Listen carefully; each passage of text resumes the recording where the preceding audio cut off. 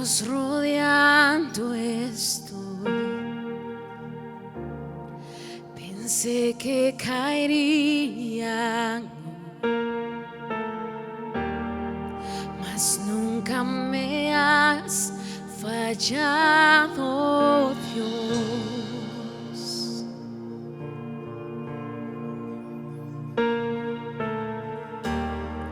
La espera terminará.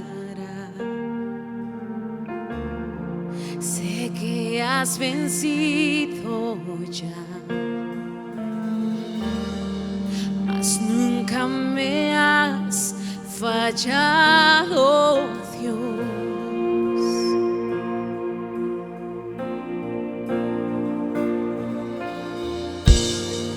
En ti confiaré, tu promesa sigue en pie, tú eres fiel. Confiado andaré, en tus manos estaré, siempre has sido fiel.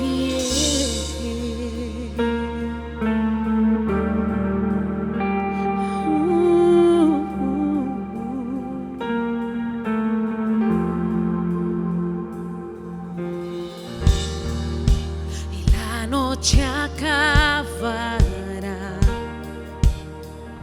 su palabra se cumplirá. Mi corazón te alabará.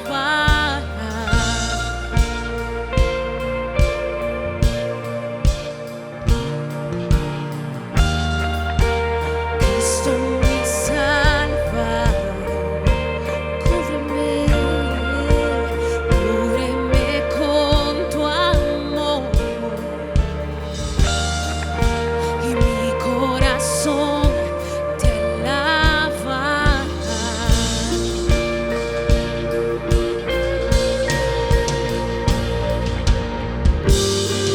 En ti confiaré, tu promesa sigue en pie, tú eres fiel. Confiado andaré, en tus manos estaré, siempre has sido fiel.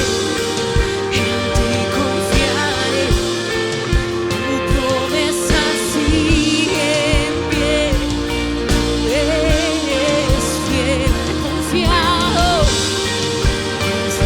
andaré, en tus manos estaré, siempre has sido fiel.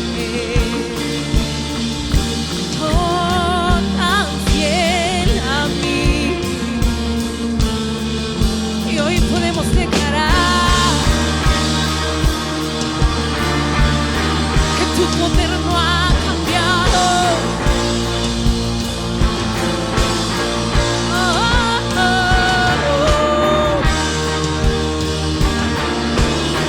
oh, oh,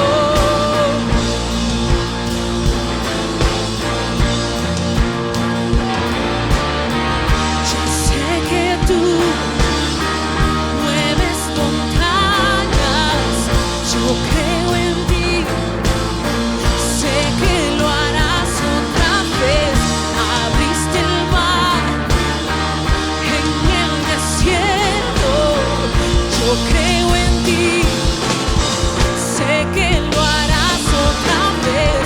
Yo sé que tú mueves montañas, yo creo en ti, sé que lo harás otra vez.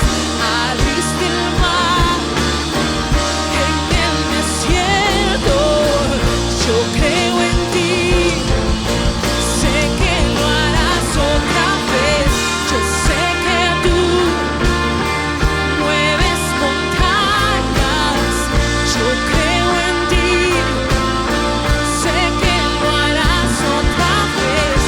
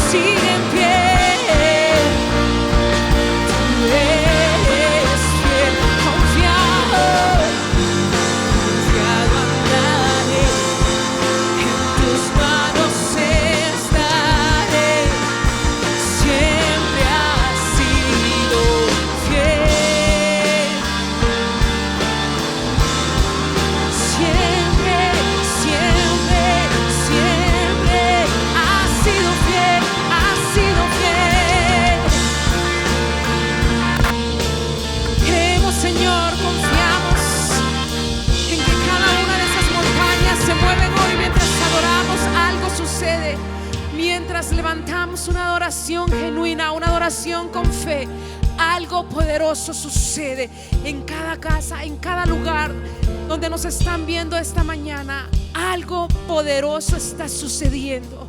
La palabra del Señor, su poder tiene la capacidad de correr, de llegar a cualquier lugar, a cualquier nación.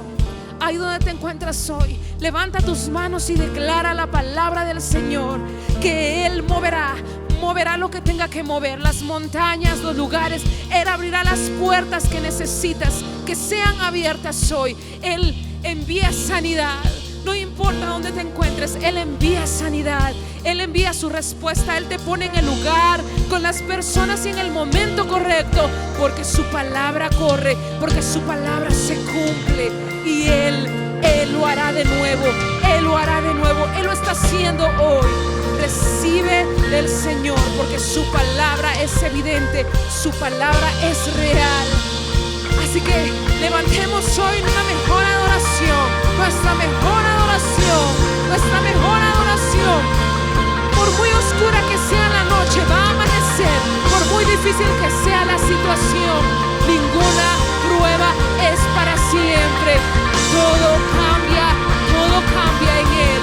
Él no ha perdido el control. Y todo temor se va, todo temor se va, todo temor se va de tu vida. Prevalece el amor de Dios en ti.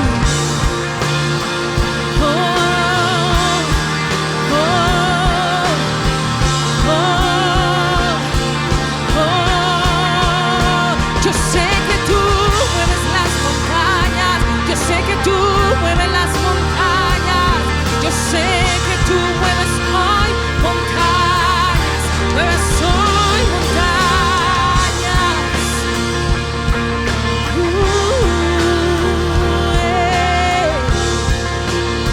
Lo harás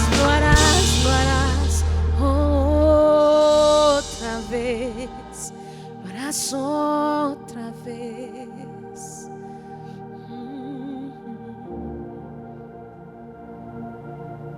Bien, después de esta preciosa alabanza que nos pone en la presencia, les damos la bienvenida y les agradecemos por permitirnos entrar a sus hogares.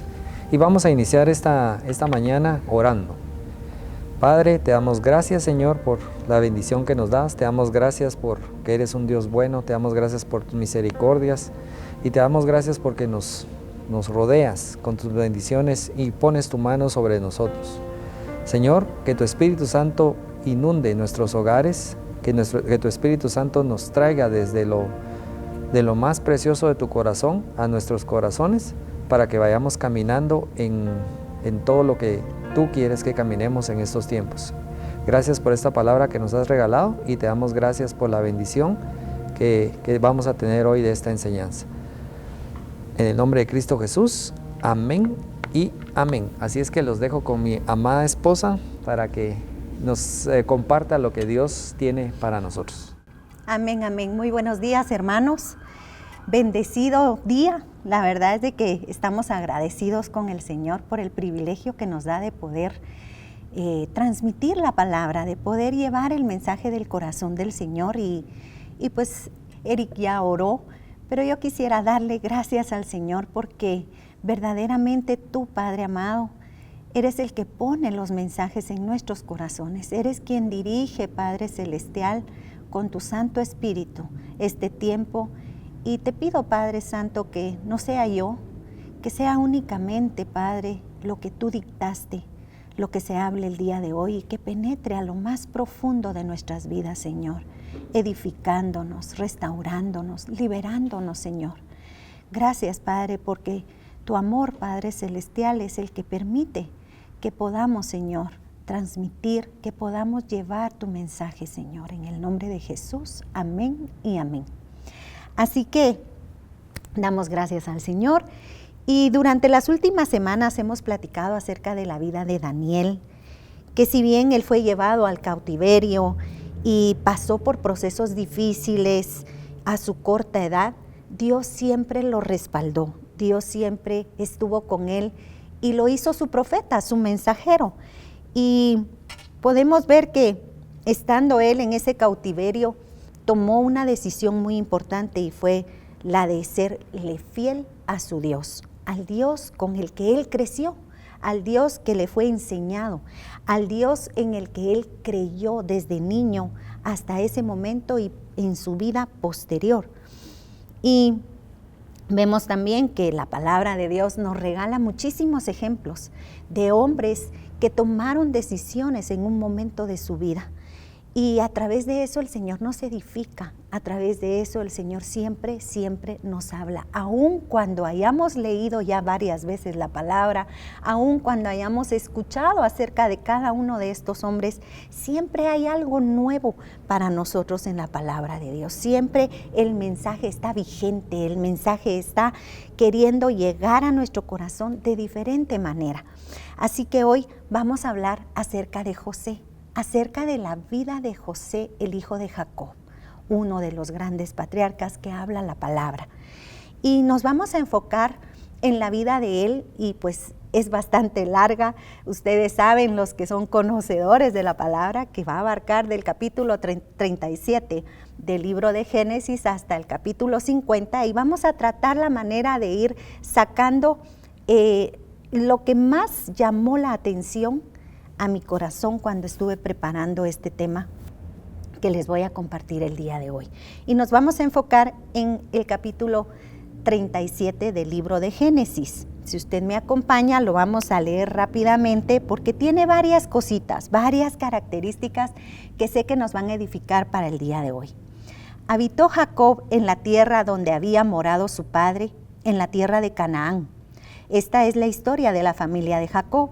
José, siendo de edad de 17 años, apacentaba las ovejas con sus hermanos, y el joven estaba con los hijos de Bilhá y con los hijos de Silpa, mujeres de su padre, e informaba a José a su padre la mala fama de ellos.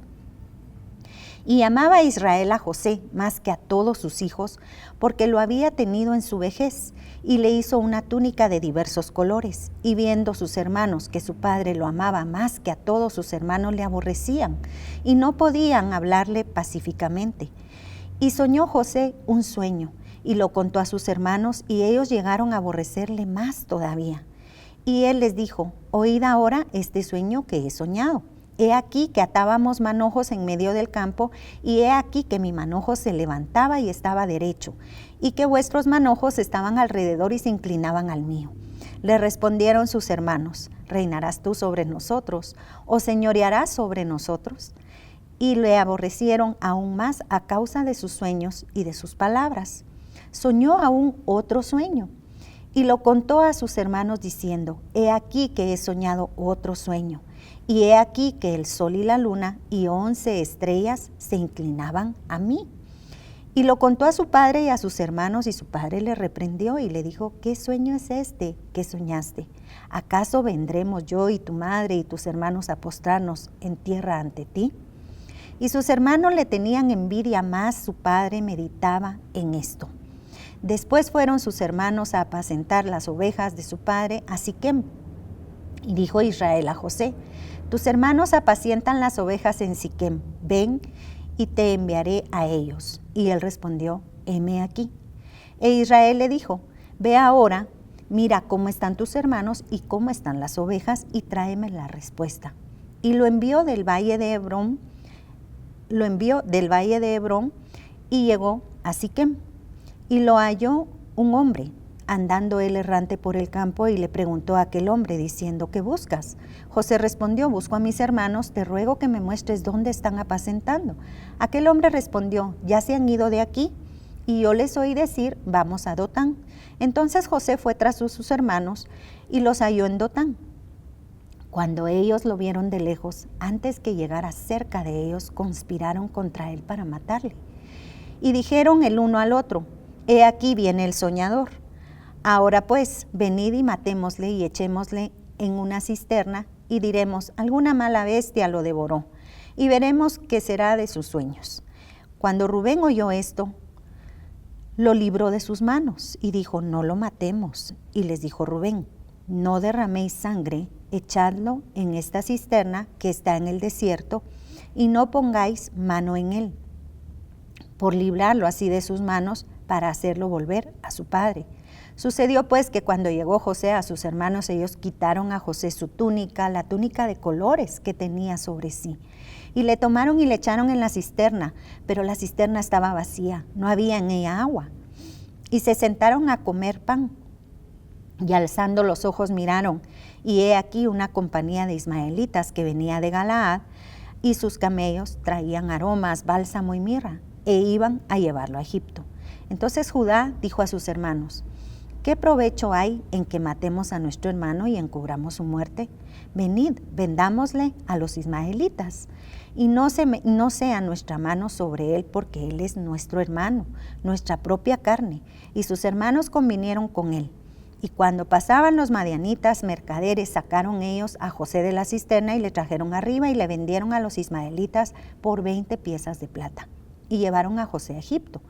Después Rubén volvió a la cisterna y no halló a José dentro, y rasgó sus vestidos y volvió a sus hermanos y dijo: el joven no aparece, y yo, ¿a dónde iré yo? Entonces tomaron ellos la túnica de José y degollaron un cabrito de las cabras y tiñeron la túnica con la sangre. Y enviaron la túnica de colores y la trajeron a su padre. Y dijeron: esto hemos hallado, reconoce ahora si es la túnica de tu hijo o no. Y él la reconoció y dijo: la túnica de mi hijo es, alguna mala bestia lo devoró, José ha sido despedazado. Entonces Jacob rasgó sus vestidos y puso cilicio sobre sus lomos y guardó luto por su hijo muchos días. Y se levantaron todos sus hijos y todas sus hijas para consolarlo, mas él no quiso recibir consuelo y dijo: descenderé enlutado a mi hijo hasta el Seol. Y lo lloró su padre. Y los madianitas lo vendieron en Egipto a Potifar, oficial del faraón, capital de la guardia. Todos sabemos que Jacob, o Israel, tuvo 12 hijos, y el 11º de ellos era José. Él fue el hijo del gran amor de Jacob, el hijo de su esposa amada Raquel, que él tuvo en su vejez, como lo acabamos de leer. Y vemos aquí que hay un énfasis en la túnica de colores, y yo estuve investigando y hay muchos estudios que dicen que esta túnica de José, su particularidad no era únicamente el que fuera hermosa o el que tuviera varios colores, sino que en realidad en esa época las túnicas eran de manga larga y cubrían hasta la palma de las manos o hasta la planta de los pies, y eran túnicas muy especiales que se le daban a los hijos que eran primogénitos. A los hijos que eran primogénitos o que pertenecían a la nobleza. Y esto lo podemos encontrar en 2 de Samuel 13:18, cuando habla de las hijas de David, de cómo vestían las hijas de David. Y dice aquí: y llevaba ella un vestido de diversos colores, traje que vestían las hijas vírgenes de los reyes. La túnica tal vez haya sido de diferentes colores, como les decía, y hermosa, pero su significado aquí es de que por ser tan larga hacia las mangas, porque la usaban los jóvenes, las doncellas de las mejores clases, y José es considerado entonces como un hijo primogénito. Y en realidad, cuando vamos a profundizar en el tema, nos damos cuenta que en 1 de Crónicas 2, del 1 al 2, dice así: aconteció que cuando moraba Israel en aquella tierra, fue Rubén y durmió con Bilhá, la concubina de su padre, lo cual llegó a saber Israel. Ahora bien, los hijos de Israel fueron 12. Los hijos de Lea, la primera esposa de Jacob, fueron Rubén, el primogénito de Jacob, Simeón, Leví, Judá, Isaacar y Zabulón. Los hijos de Raquel, José y Benjamín. Los hijos de Bilhá, sierva de Raquel, Dan y Neftalí. Y los hijos de Silpa, sierva de Lea, Gad y Aser. Estos fueron los hijos de Jacob, que le nacieron en Padán Aram. Entonces vemos que Rubén era el primogénito, el primero de los hijos con Lea, pero comete un grave error, por lo cual le es retirada su primogenitura. Entonces sucede que Simeón piensa que si le quitan la primogenitura a su hermano, entonces él la va a tomar por ser el segundo.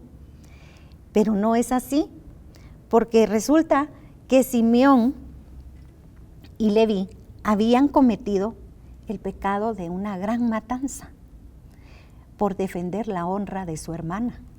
Entonces tampoco podían ser considerados como primogénitos. Y Judá también tenía el argumento de que entonces, como ellos tampoco calificaban, él podía ser el primogénito. Pero también estaba Dan. Y Dan era hijo de Bilhá, pero realmente era el primogénito de una de las concubinas de su padre. Gad también era primogénito de Silpa y fácilmente pudo haber pensado que él también podía llegar a ser considerado como el primogénito. Pero Jacob tomó en cuenta a su segunda esposa, a la que él verdaderamente amó desde un inicio y con la que tuvo en su vejez el hijo que tanto habían deseado. Así que entonces considera como su primogénito a José, y es por eso que le entrega esa maravillosa túnica, despertando los celos, la envidia, el malestar, el odio hacia su hermano de parte de los demás hijos de Jacob. Entonces vemos que hay varias cosas importantes. Imagínese el tema de la primogenitura, el derecho a ser el primogénito. Él era el hijo de la esposa amada, como les dije. Y también se nos dice que él amó sumamente a José por ser el hijo de su vejez y el hijo de la esposa que él amó. Los hermanos de José sabían que su padre lo amaba y eso había despertado un motivo para odiarlo, porque los diferenciaba, ¿verdad? Los separaba prácticamente. Jacob le tenía plena confianza a José y es por eso que en el relato que leímos anteriormente, él le dice: ve a ver qué están haciendo tus hermanos y cómo están las ovejas y vienes a mí a decirme. O sea, José era los ojos de su padre. Él iba y todo lo que él observaba regresaba y se lo decía tal cual a su padre. Era un hijo obediente, porque cuando le dice que vaya, le dice: heme aquí, yo iré. Entonces, realmente el rencor de los hermanos de José había llegado a un punto máximo en el que entonces ellos conspiran contra él. Hacen creer que él está muerto y en verdad lo venden, no les importa cuál va a ser su destino, cómo va a parar, a dónde va a llegar. Y como leímos anteriormente, manchan la túnica con sangre y le llegan a decir a su padre que el hijo que él amaba había muerto. Entonces vemos que la historia de José continúa y al llegar él a Egipto es vendido a Potifar, un hombre influyente, un hombre que era capitán, que era jefe de la guardia del faraón. Y vamos a leer Génesis 39 del 1 al 6, donde dice: llevado pues José a Egipto, Potifar, oficial de Faraón, capitán de la guardia, varón egipcio, lo compró de los ismaelitas que lo habían llevado allá. Mas Jehová estaba con José. Y fue varón próspero y estaba en la casa de su amo, el egipcio.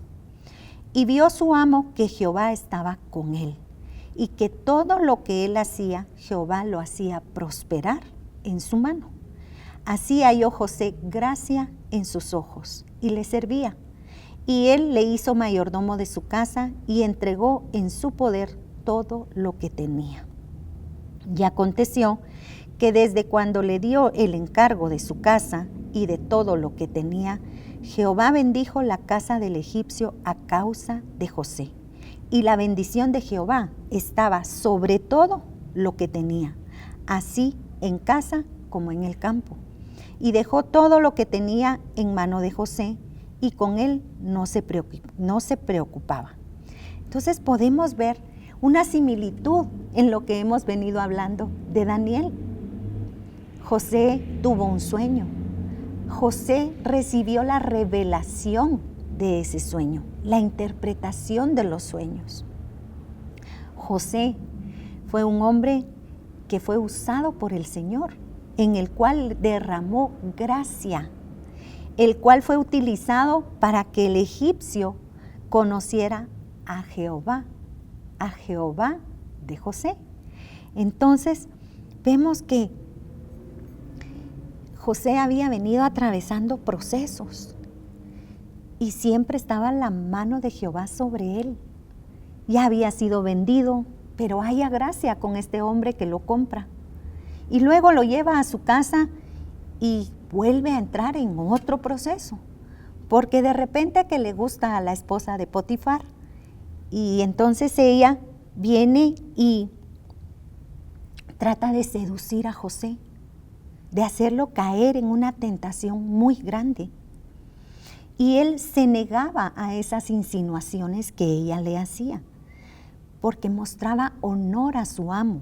Pero hay algo muy particular que habla Génesis 39:9. Y dice, grande mal. Dice, yo no sería capaz de hacer grande mal y de pecar contra Dios si se acostara con la esposa de Potifar. O sea, él pensó en el honor de su jefe, pero la preocupación principal de José era fallarle a Dios, fallarle a su Dios. Y Proverbios 6:32 nos habla de la falta de entendimiento que muchas veces tiene el hombre, porque dice, mas el que comete adulterio es falto de entendimiento, corrompe su alma el que tal hace. Entonces vemos que Daniel tenía un entendimiento y una obediencia para hacer lo correcto ante los ojos de Dios. Él no se movía si Dios no lo respaldaba, no quería fallarle. Y entonces la esposa de Potifar lo acusa de violación y Potifar lo pone en prisión. Vuelve a entrar en otro proceso de acusación en Génesis 39, 7 al 20. Y en la cárcel José nuevamente ve el respaldo del Señor y es bendecido por el Señor. Eso lo podemos encontrar en Génesis 39 del 21 al 23. Y dice así, pero Jehová estaba con José y le extendió su misericordia y le dio gracia en los ojos del jefe de la cárcel. Entonces, José empezó a hallar gracia con el jefe de la cárcel y él empieza a interpretar sueños que tienen dos de sus compañeros que están con él en prisión. Uno era el panadero y el otro era el copero, como ustedes habrán escuchado ya o leído ya esta historia. Y él se los interpreta y sucede que uno muere, el otro sale libre y se olvida de José. Y al cabo aproximadamente de 2 años, el faraón tiene un sueño. Y entonces es cuando el copero se recuerda de que había conocido a alguien que tenía ese don en la cárcel. Y es así como lo llevan ante Faraón y el Faraón le cuenta su sueño. Y él se lo interpreta con la ayuda de Dios. Y José le predice 7 años de cosechas abundantes, seguidos por 7 años de una severa hambruna en Egipto, y aconseja al rey para que empezara a almacenar grano como parte de una preparación para esa escasez que se aproximaba. Eso lo pueden leer en Génesis capítulo 41 del 1 al 37. Entonces podemos ver que por la sabiduría de José, el entendimiento de José, esa cercanía a Dios, es como él se vuelve un gobernante en Egipto. Le dan el privilegio de ser el segundo después de Faraón. Y él estaba encargado de almacenar los alimentos, de distribuirlos, de poderlos vender a los egipcios, a los extranjeros durante el tiempo de abundancia y luego durante el tiempo de la escasez. Y dice acá que cuando el hambre empezó a azotar Incluso Canaán también fue afectada, que eran los lugares que estaban cercanos. Y Jacob envió a sus 10 hijos a Egipto para comprar grano, porque se empezó a escuchar que en ese lugar estaban vendiendo grano para provisión. Y los envía, y mientras estaban en Egipto, ellos se reúnen con su hermano, pero no lo reconocen. No reconocen a José. Y José les vende granos, pero él los reconoce y entonces los prueba acusándolos de ser espías y los tiene por 3 días en prisión. Luego los envía con granos, pero les dice que deben de volver con su hermano, con el hermano menor que le habían contado que se había quedado con su padre. Entonces se quedó con Simeón, lo dejó, se podría decir, como rehén en todo lo que regresaban con el hermano menor. Y llegan ante Jacob y le cuentan la historia, le cuentan todo lo que había sucedido y se dan cuenta que el dinero que habían pagado por los granos había sido devuelto en las alforjas de los camellos. Entonces Jacob se niega a enviar a Benjamín. Y entonces Rubén le dice: yo te prometo que voy a regresar con él y toma a mis 2 hijos en todo lo que yo vuelvo. Y así es como hacen, porque llega a apretar tanto, o sea, ahí pasaron meses, me imagino yo, para que Jacob tomara la decisión de enviar a su otro hijo, al menor de todos, que también era hijo de la mujer que él había amado. Y entonces toma la decisión de enviarlos para que vayan y puedan rescatar a Simeón. Y cuando José vio de nuevo a sus hermanos, porque venían de vuelta, ordenó que sacrificaran un animal y prepararan una mesa para un banquete. Pero hay algo particular que llama la atención. A ellos les llama la atención que preparan una mesa y les preparan el lugar de acuerdo al rango, se podría decir, o al orden en que habían nacido cada uno de ellos. Y les preparan la mesa para el gran banquete. Y cuando llegan, se inclinan ante él. Vemos entonces que hay un cumplimiento de aquel sueño que hacía años había tenido José. Un sueño que hoy se había hecho realidad, que hoy se estaba cumpliendo. Aquel manojo de trigo que estaba parado y que los demás manojos se inclinaban ante él. Estaba viendo él ese cumplimiento de lo que Dios le había mostrado a través de sueños. Él pregunta sobre el bienestar de su familia y llora. Se va, se esconde y llora en su cámara, dice Génesis 43, del 27 al 30. Cuando los hombres se sentaron a comer, se quedaron sorprendidos, porque efectivamente la mesa estaba de acuerdo al orden de su nacimiento. Y a Benjamín le dieron 5 veces más de la porción que le dieron a sus demás hermanos. Y luego José los vuelve a probar y les devuelve el dinero en sus sacos de grano, poniendo una copa de plata y acusándolos. Fingiendo ira, manda a su criado, a su mayordomo, para que vaya y lo regrese. Y entonces Judá aboga por Benjamín y le cuenta la historia de lo que le había pasado a un hermano que ellos habían tenido, que su nombre era José, de lo que ellos habían hecho y que ahora no podían regresar ante su padre sin el otro hermano.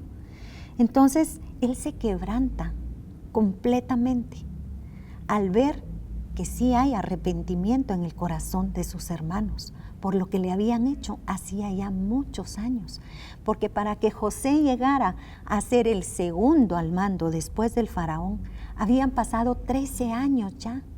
Él tenía 30 años cuando tomó posesión de ese puesto tan importante en Egipto. Al ver ese cambio en el corazón de sus hermanos, él llora a gritos y todo mundo lo escucha.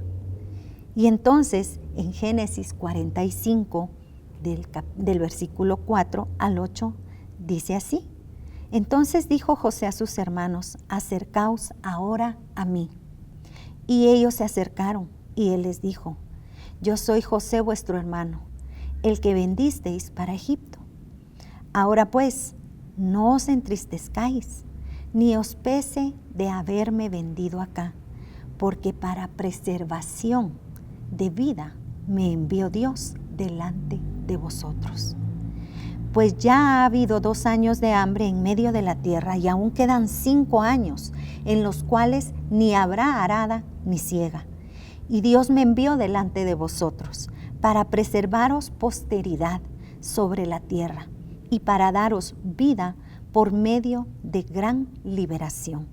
Así pues no me enviasteis acá vosotros, sino Dios, que me ha puesto por padre de Faraón, y por señor de toda su casa, y por gobernador en toda la tierra de Egipto. José inmediatamente se tranquilizó, diciéndoles que no estuvieran enojados con ellos mismos, que él ya los había perdonado.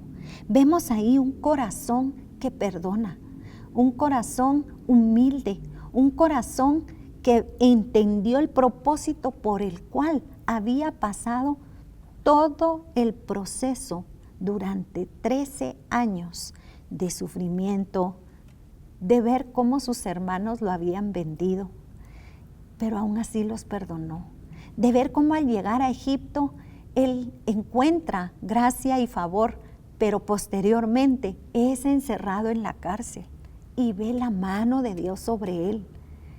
Y luego de cómo encontró gracia y favor con el faraón.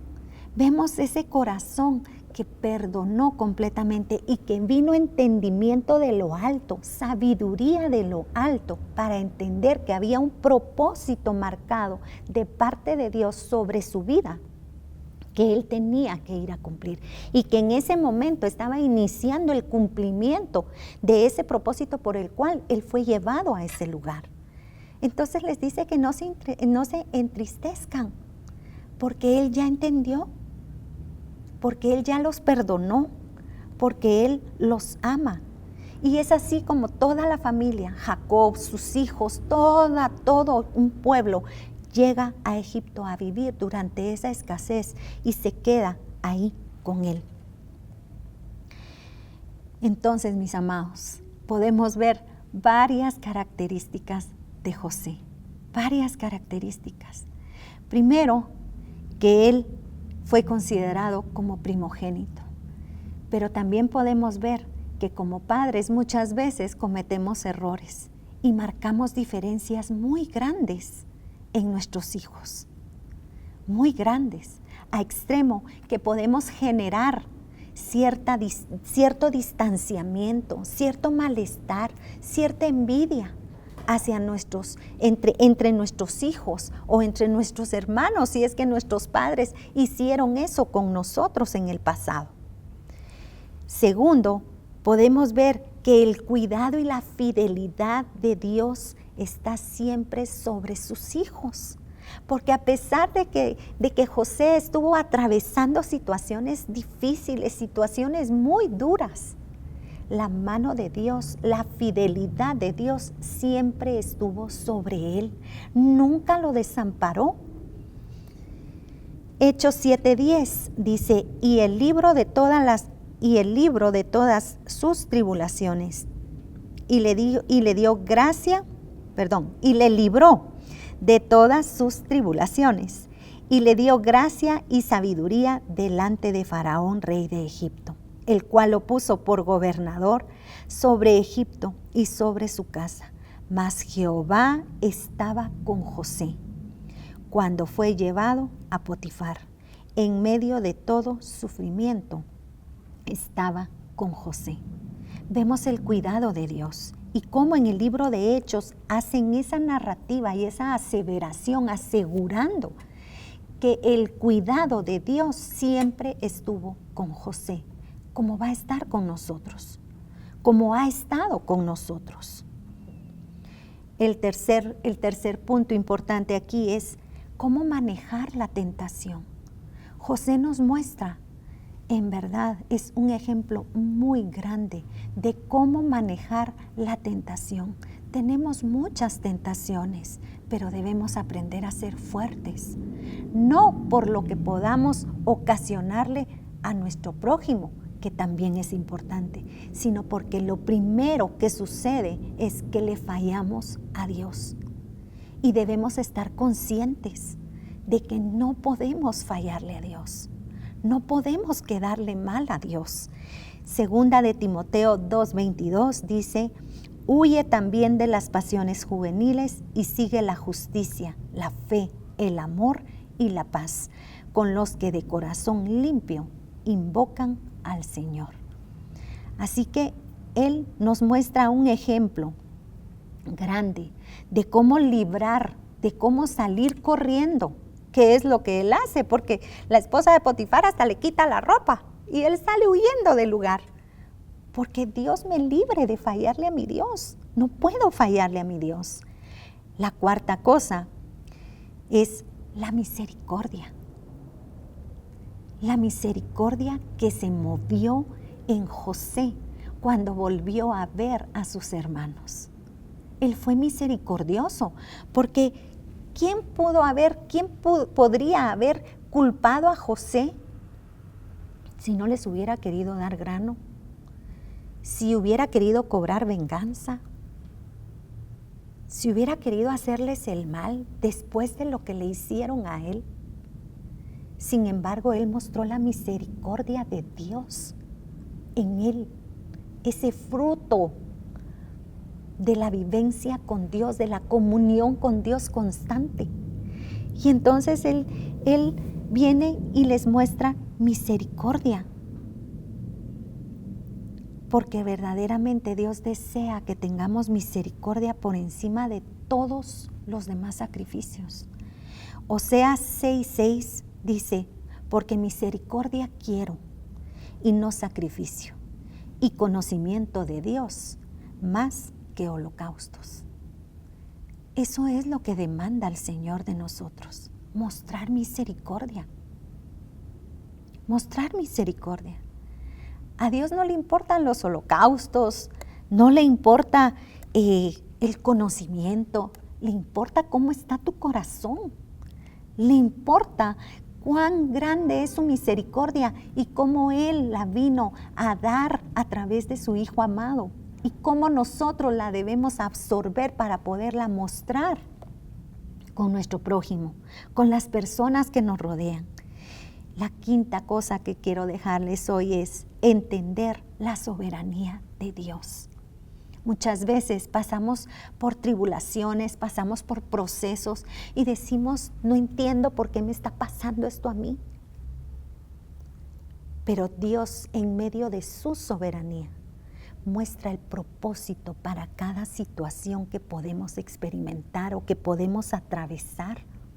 Él se manifiesta, nunca nos deja solos, aunque nosotros estemos pensando que de repente ya nos dejó, porque de repente la decisión que tomamos no era la correcta y entonces el Señor se molestó conmigo y se alejó de mí, porque no hice lo correcto ante Él.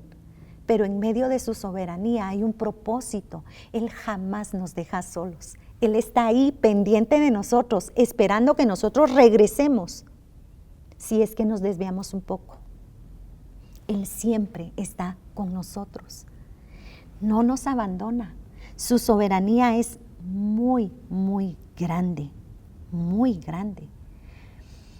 Por eso Él les hace esa aclaración y les dice que para preservación de ellos en un futuro había sido llevado a ese lugar, que Él había entendido eso, que no fueron ellos los que lo enviaron a Egipto, sino que fue Dios mismo el que permitió todo ese proceso para hacerlo crecer en sabiduría, porque de repente cuando él tenía 17 años, quizá no tuvo la suficiente sabiduría para ir y contar los sueños que tuvo. Y quizá sus hermanos lo escucharon arrogante, presumido porque había soñado. E incluso el mismo papá le llamó la atención en ese momento. Pero a través de ese proceso de 13 años, en donde hubieron épocas buenas porque hallaba la gracia de Dios, pero luego pasaba un proceso difícil y siempre miraba el respaldo de Dios en su vida. Él creció en sabiduría. Él llegó a un entendimiento claro de por qué había sido llevado a ese lugar, de cómo Dios lo estaba utilizando para preservar la vida de su gente, de su familia. Todo proceso, mis amados, todo proceso que podamos vivir tiene una duración, puede ser corta, puede ser larga, pero todo proceso trae una enseñanza de parte de Dios. Y jamás la lejanía de Dios. Al contrario, Él está pendiente de nosotros, esperando cuál va a ser nuestra reacción. Nuestra reacción va a ser la queja, nuestra reacción va a ser el lamento, nuestra reacción va a ser el alejarme de Dios porque estoy molesta con Él. ¿Cuál es nuestra reacción en cada proceso que vivimos?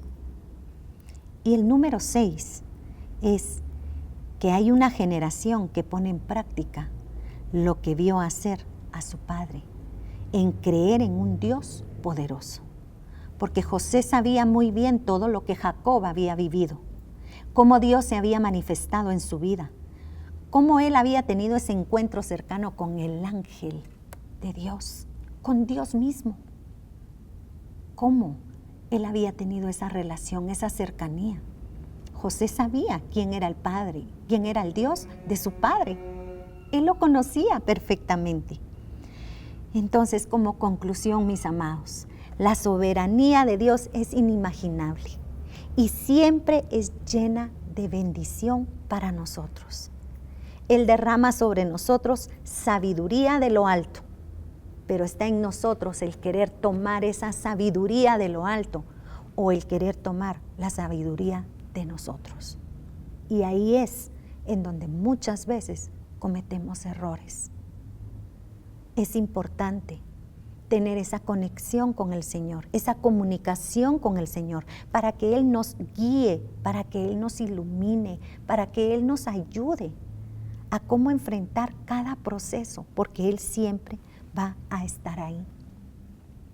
Y aquí se habla de primogenitura, pero yo te quiero decir hoy, de repente no eres el primogénito en tu casa, de repente eres el mediano o el más pequeño, pero si eres el primogénito o fuiste el primogénito al abrirle tu corazón a Cristo. Y eso ha permitido que abras la puerta de la bendición que va a llegar a tu casa y que va a alcanzar a toda tu familia. Así como José encontró la bendición de Dios y la extendió a sus hermanos, siendo considerado primogénito. Así, nosotros como mensajeros de las nuevas en Cristo Jesús, hemos recibido a ese Cristo vivo en nuestro corazón. Somos primogénitos.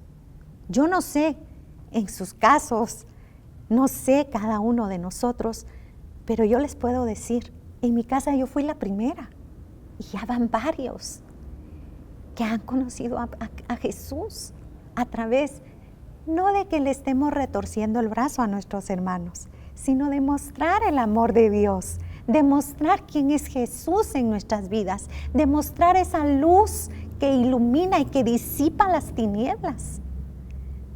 De repente tú eres ese primogénito y no te has dado cuenta. No te has dado cuenta de que eres portador de bendición, de que eres portador de restauración, de que eres portador de libertad, de que eres portador de todas las maravillas que Dios hace en los seres humanos. Y te quiero invitar el día de hoy, para que tú conozcas a ese Dios vivo, para que tú recapacites, te des cuenta, que busques en lo más profundo de tu corazón. Y esta es una época muy especial. Estamos apenas a 5 días de la Navidad, la época en la que Jesús nació, de acuerdo a como nos han enseñado, porque sabemos que fue en otra fecha. Pero lo importante de estas fechas es que Jesús verdaderamente nazca en nuestros corazones, que Jesús ilumine nuestros hogares, que Jesús nos transforme verdaderamente. Hoy puede ser tu oportunidad. Hoy puede ser el tiempo en el que tú te reconcilies con el Señor, en el que tú puedas mostrar a ese Jesús al resto de tu familia. Así que yo le quiero pedir a mi esposo que nos acompañe y que ore por esas generaciones que se han alejado, quizá por nuestro mal testimonio, quizá porque no le hemos mostrado al Dios vivo a nuestros hijos. Pero hoy es el tiempo en el que podemos retomar eso, porque Dios es grande y nos ama inmensamente. Entonces, mi amor, por favor. Sí, me impresiona mucho esta prédica, es sin duda del corazón de Dios, y les voy a explicar por qué. Estaba recibiendo de parte de Dios. Nuestra nación es una nación realmente joven, es una nación, de hecho, me acordé que hace unas semanas estaba la novedad que el padrón electoral iba a crecer en un porcentaje muy alto, con electores muy jóvenes. Entonces vengo yo pensando, ¿por qué Dios nos está poniendo estos ejemplos de jóvenes que recibieron a corta edad un llamado de Dios? Es porque nuestra nación está recibiendo un llamado de Dios, y es porque nuestra nación tiene grandes promesas de Dios. Entonces hoy vamos a orar por esta masa de jóvenes. Y vamos a orar específicamente que como dice Joel capítulo 2, se cumpla, que estos sean los tiempos en que reciban sueños y reciban visiones de parte de Dios, como lo recibió José, y que fue sólido en esa visión, o caminó en la esperanza de Dios, y fue para la liberación de en ese entonces una familia que se constituyó después en el pueblo de Israel. Y no sea que este 2022 y este 2023 estemos en manos de decisiones que tengamos que tomar, que lleven y alineen a nuestro país a ser una de las naciones que han de ser salvas, como dice la palabra de Dios, y eso es la esperanza que todos tenemos. Así que vamos a orar. Padre, te damos gracias por esta preciosa palabra, Señor, y te damos gracias porque realmente estamos entendiendo que hay un llamado específico para nuestra juventud. Juventud no en un rango específico de edad como la ciencia o como la sociedad lo establece, sino una nación que está en manos de jóvenes brillantes, que está en manos de jóvenes promesas, que está en manos de gente joven, y que te pedimos específicamente, Señor, que tú hables a través de sueños, directamente a través de visiones y a través de inquietudes, de ideas creativas, pero que pongas la sazón y los tiempos en cada uno de nosotros para que vayamos en pos de ti, y que te manifiestes como te manifestaste a José, como te manifestaste a Daniel, y que pongas esa esperanza en estos hombres, mujeres que puedan tomar una decisión correcta en todos los aspectos que vienen en el 22, que vienen en el 23, y que vamos a estar en manos de esas decisiones, Señor. Levanta a los Danieles, levanta a los Josés, para que esta nación sea alineada, liberada y puesta en manos de hombres que amen la misericordia, que amen la justicia y que amen lo que tú amas, Señor. En el nombre de Cristo Jesús, creemos que tú puedes hacer grandes cosas y que una nación puede nacer en un día, Señor, como dice tu palabra. En el nombre de Cristo Jesús, damos gracias. Amén y amén. Bien, en estos días estamos de vacaciones, pero queremos aprovechar para hacer una invitación muy especial. Y acorde a lo de la prédica también, yo creo que ese es un momento especial para hacerlo. Vamos a iniciar el día 1 de enero durante 12 días con una actividad muy particular.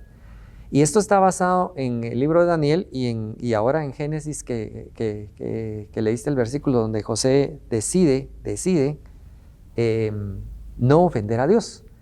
Entonces vamos a tener 12 días en el cual vamos a estar meditando y donde nos vamos a estar proponiendo en nuestro corazón no ofender a Dios en nada de todo lo que hacemos. Durante 12 días, los primeros 12 días de enero, así como lo hizo Daniel, así como lo hizo José, y eso nos da la base para tener éxito en los planes de Dios. Y eso es cuando nosotros tenemos éxito en los planes de Dios, podemos impactar a una nación completa. Entonces imagínense, si somos un pequeño grupo y lo compartimos con más personas, entonces vamos a tener esa expectativa. ¿Qué podemos hacer durante esos días? Lo primerito, presentarnos delante de Dios y decirle, como dijo Daniel. Daniel, en el capítulo 1, decidió no contaminarse con todo lo que estaba pasando en el cautiverio, lo describe ahí, lo hemos predicado y lo hemos leído varias veces. Pero entonces nosotros nos podemos presentar delante de Dios y decirle, Señor, ayúdame a entender cómo es este proceso y quiero comprometerme contigo, quiero de corazón por estos 12 días.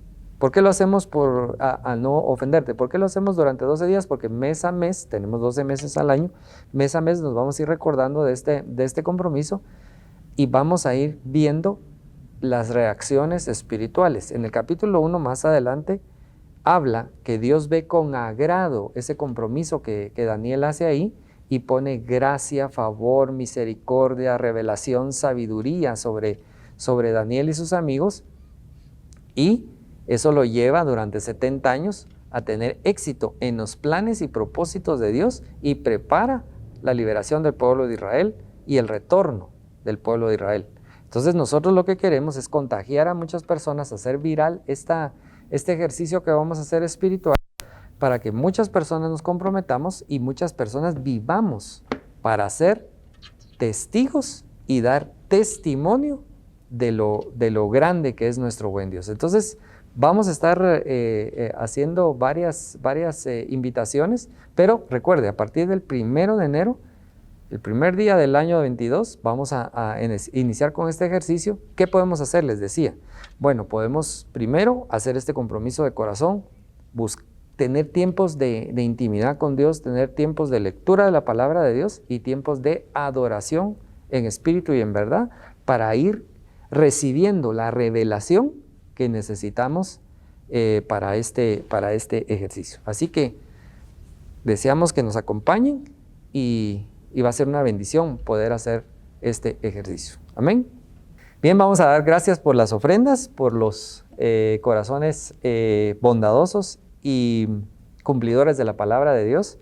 En pantalla pueden ver el procedimiento y ya sabemos todos cómo llegar las ofrendas. Estas ofrendas las utilizamos para extenderlas a las personas necesitadas, a las personas y en los proyectos donde queremos extender la bendición. Así es que damos gracias.